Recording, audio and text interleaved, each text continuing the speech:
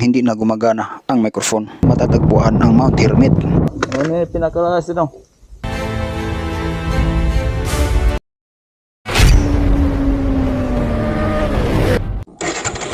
Oras alas 4:33 ng hapon at ako'y pababa na ng Mount Hermit.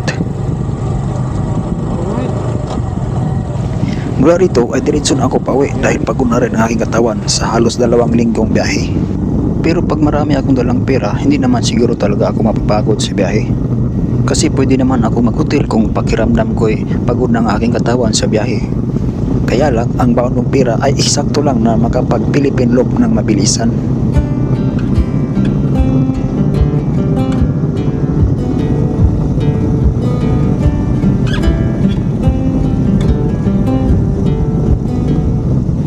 Grabe talaga ang lawak ng kapatagan dito na taniman ng mga tubo. Sa setting ng aking Google Map, naka-on yung fuel efficient route. Wala sa route option ang avoid unpaved roads, kaya dito ako pinadaan ni Google Map. Halos lumubog na si Haring Araw at dito pa ako sa Kabangkalan City.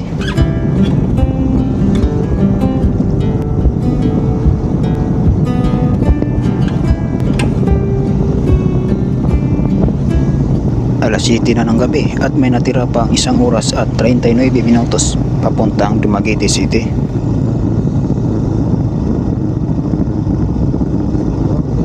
Alas 7:36 ng gabi at dito na ako sa Bae City.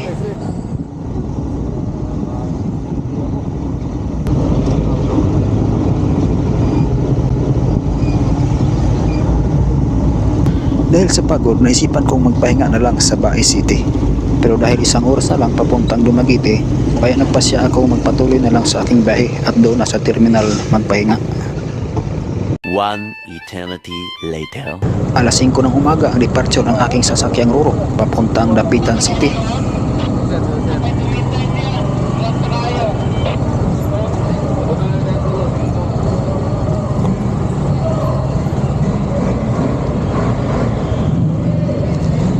Lagpas alas 10 na, nakadaong kami sa Port of Dapitan.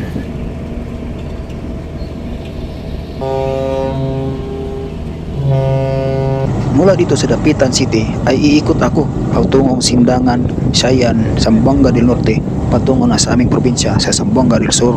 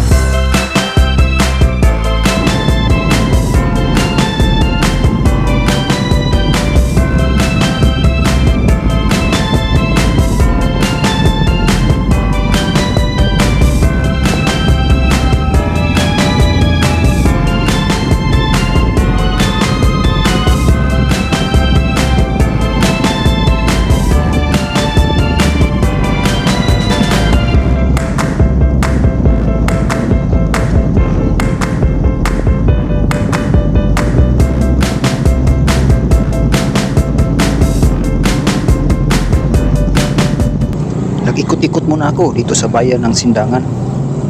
Malaki pala at progresibo ang bayang ito. At siguro malapit na itong maging syudad.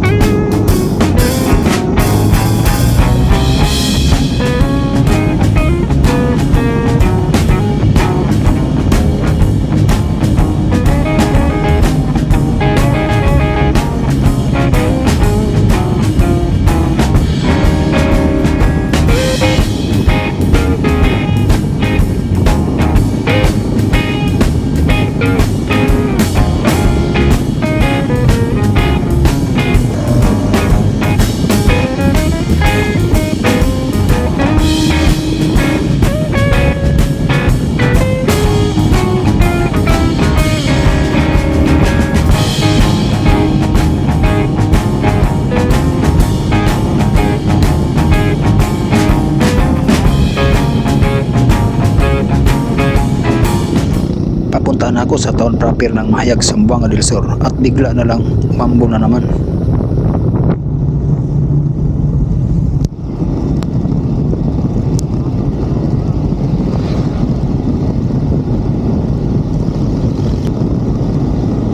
Malakas pala ang ulan sa unahan at siguro maulan din ang aking daanan.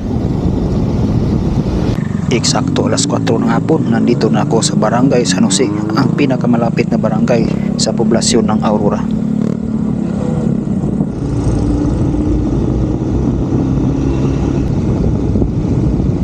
Yan ang pasukan ng kalsada papunta sa amin at dito nagtagpo ang kalsada na magkumpleto sa aking Philippine Loop.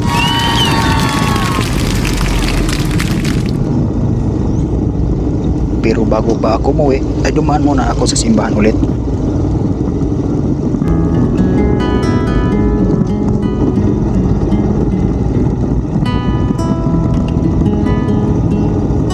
Oras na naman sa aking pagpapasalamat dahil matagumpay at ligtas ang aking biyahe sa buong Philippine Loop.